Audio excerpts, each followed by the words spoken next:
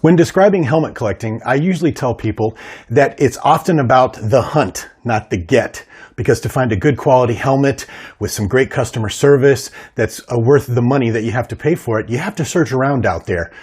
But this time, ironically, this helmet hunted me down. Let's get into this.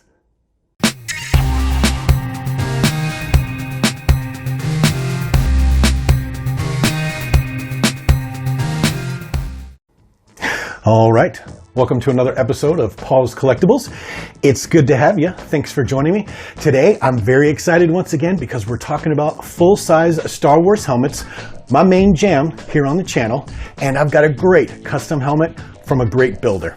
Now, probably about 2 years ago, if you look back on my video catalog, you'll see that I reviewed a helmet from a company called Imperial Essentials, and it was the Bo-Katan helmet, and it was a beautiful helmet. They did a great job. It had more of an artisan look to it. They used airbrush and things of that nature. Great helmet. And then shortly thereafter, Hasbro came out with theirs. So now I have a couple of Bo-Katan helmets, but each very unique examples. In August of last year, the proprietor of that Imperial Essentials Etsy shop got a hold of me and said, "Hey, Paul, I'd like to kind of sponsor a video, and in doing so, I would like for you to pick out one of the helmets on my shop. We will give it to you at an incredibly reduced discount price if you'll agree to do another review video for us." And I was incredibly flattered. I'm just some goofball with a YouTube channel who has fun looking at helmets, and I took him up on the offer. So I guess in a way, this video is kind of sponsored. However, I did promise him I would still be completely objective in my review of the helmet. So I went through the site, and immediately the Imperial Super Commando from the third season of The Mandalorian caught my eye. Now, these are the guys that were fighting with the other Mandalorians that came in with our main protagonists, and they ended up winning, actually, and then Moff Gideon came in with them as well, and he had kind of similar armor, but theirs is kind of gray and white. So I said, "Hey, Matt, I'd love to get that helmet." No problem.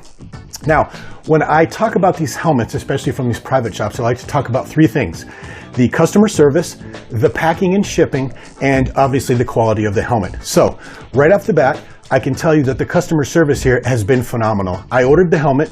Matt immediately told me, "Hey, Paul, I'm not going to be able to get this to you till about November." So that would have been about 3 months, which is still pretty fast for pre-order helmets. And I was like, "Yeah, no problem." And then November rolled around, and he was very communicative, sent me a thing and said, "Hey, I'm having problems getting materials. We've got a lot of work around here. Congratulations on that, Matt. Sounds like the shop is doing well. And so I won't be able to get it to you till December." And then throughout December, I didn't really hear from Matt. I wasn't too worried, but I did reach out to him and go, "Hey, you know, we're about halfway, 3/4 of the way through December. How we looking?" He's like, "Hey, the helmet's done, Paul. I'm just getting some photographs of it, and I'll send it out to you." And then it arrived here at the beginning of January because the Postal Service over the holidays took their sweet time getting it here. So customer service, once again, off the chain. But let's see how this helmet is packed. Now, right off the bat, Matt does not spare any expenses on his boxes. First of all, it's got the spray painted Imperial cog on there, and on every side, he's put these fragile stickers, "Handle with care," which I think is very cool. Even arrows on which way it should go up. And on the top, it says "no heavy stacking" on there as well, which is just really great. It's very tightly sealed, and it's not rattling around in there, so I'm confident that this helmet has been packed well. Let's get in the box. Okay, first off, we have the "thank you for your purchase" kind of flyer that he puts in there, giving you some links to his social media sites and offering a discount if you continue to purchase from his shop. And then, of course, a very professional receipt. And then this is going to be another one of those fun ones. He's packed the box full of these foam peanuts, so I'm going to make a mess getting this out of here. Okay, so as I've emptied some of the peanuts out, you can see on all four sides he's also put this styrofoam. I mean, wow, very good. And the helmet is packed on the interior, wrapped very, very tightly with this protective plastic. So packing off the chain once again. So far we're doing good. We're A+ on the first two topics. Let's get this thing unwrapped in front of some lights and see how the helmet looks now. So when I finally got all of that really tight plastic wrap off of it, I found it inside like this, and I thought, wow, they're using like bags over there now. That's pretty highbrow. Turns out this is a black pillowcase, and it's a brilliant use of a black pillowcase to continue to protect that helmet. Let's get it out of there and take a look at it.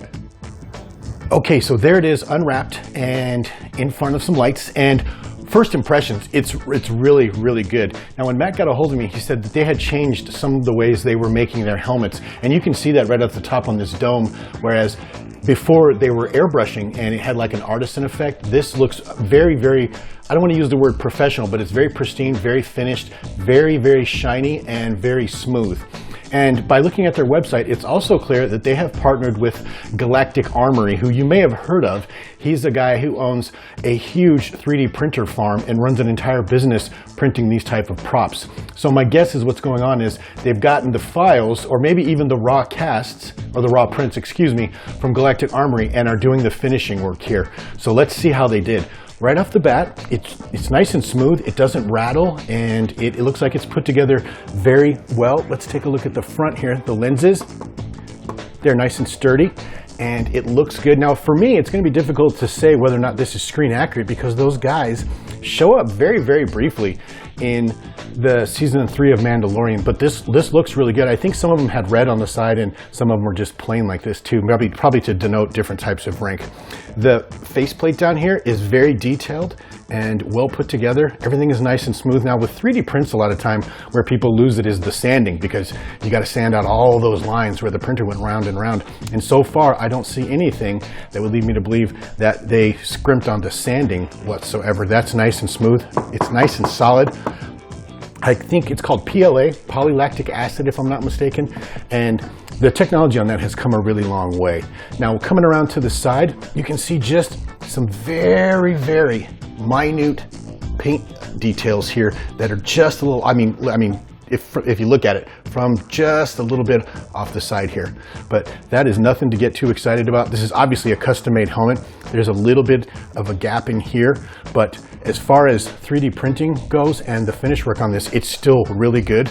I do see some lines, and there's just a couple right there where you can see where the 3D printer probably went through that didn't quite get sanded, and there's a little notch right up there. But once again, I'm just trying to be really, really objective with this helmet and make sure that I point out any small flaw in addition to the good flaw, because I don't want my opinion to be swayed by the fact that I was sponsored on this video. Now right in here you can see where the paint pooled just a little bit, once again being super particular, right? And there's just a couple of small white highlights in the tubes here. Overall though, once again, if you look at the side of this and you're not like looking at it really, really intricately for like just minute, ridiculous detail like I'm supposed to do, this thing is beautiful. They've got the nice 3D details coming in around here. This is really nice. I wonder if that's 3D printed. It feels really substantial. It feels like it might actually even be like a different piece that they put in there, to be honest with you, because it feels like a different material. The lines on this are super crisp, super clean, coming around. I mean, if you want to find flaws with this, you're going to have to look really, really hard right in here, but that might be canon. You can see there's just a slight gap right in there, but that may be how the helmet is supposed to be as well. And I will be honest with you, I don't know. But I mean, the cut-in work on this is just beautiful, and I would love to see how this is made. They did an excellent job here. It's all very shiny. It's all very, very smooth, except for that one little holiday. And yeah, down in here too, you can see it must have been a little difficult to get the lines in there with the sanding, but you don't see those unless you're deliberately looking for them like I do. But overall, and this thing it's good and sturdy. It probably weighs maybe a pound or two. It's not super heavy like some of my fiberglass helmets, but it's still really sturdy. But let's take a look at the inside of this helmet. Okay, so first off, on the bottom, they didn't scrimp on the details on the bottom. I've seen some 3D printed helmets where when they get down here, they stop because they know you're most likely not going to see it. But those guys over at Imperial Essentials kept going. It's just a little rough right here, like it wasn't sanded. I mean that's, you know, once again, I'm being super, super picky here, but it's nice, it's pretty, it looks good. This is 3-dimensional. There's a little bit of weathering right here on this vent. This looks like it might actually be a separate part as well. And as you can see, everything comes all the way across. I'm guessing that these are printed in multiple pieces and then put together here. That's what it looks like here, plus the seams on the inside. You can see, oh, let's see if I can get it to show up in the light. This one's tough to light. There we go. You can see that it says M Super, which I'm guessing is for Super Commando, and looks like 002, and maybe that's Matt's signature or something like that. So they custom sign these on the inside. And this one has padding on the inside. Now you can see that they added custom padding in this one as well. And this foam Oh no, that's not foam. That's the 3D print material on the inside there. I see, yeah, but they did not scrimp. I mean, there's 1, 2, 3, 4, 5, 6, 7 pads in there.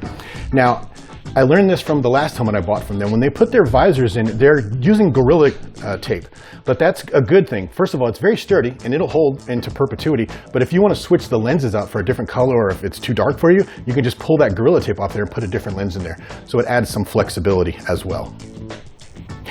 But there it is. Overall, wow, what a great helmet. I think on their website, these go for close to $300, maybe a little bit less, which is an absolute bargain for the quality that you're getting here. I mean, forgot to mention it, but you can even see the little detail lines they've put in here. This is painted well. It's super smooth. This dome is to die for. It's super smooth and super shiny. The lenses, good quality. There's nothing wrong with this helmet, save for the very, very minute couple of things I pointed out in the interest of just being absolutely objective about this. And I'm really ecstatic about that mouthpiece. Look how detailed that is. And finally, for those of you who've been following me for a while, you know I have a super huge head. I have a size 8 head. Let's see if this helmet fits me. And as you can see, it actually goes over my head and it's a little loose, so I'd have to add some more padding in there to hold it in place. But there you go. A review of the Imperial Super Commando helmet from the 3rd season of Mandalorian, built by Empire Essentials Etsy shop. And final verdict is I can highly recommend this. This is really good. They've really stepped up their game from back when they were airbrushing things. Of course, this doesn't need weathering, but still, it's just a beautiful helmet. Well constructed, very solid. If they're using Galactic Armory's print files, then they can't go wrong there. That guy is great and just an excellent helmet. I'm super flattered that Matt asked me to review this helmet and partially sponsored this video, and this is gonna look great in my collection. And finally, if you're not a subscriber to the channel, maybe consider doing that for me. That's a great way to support my efforts here at Paul's Collectibles. And if you're already a subscriber or someone who's been watching my videos for a really long time, you already know. I greatly appreciate you. And with that, I'll see you on the next video.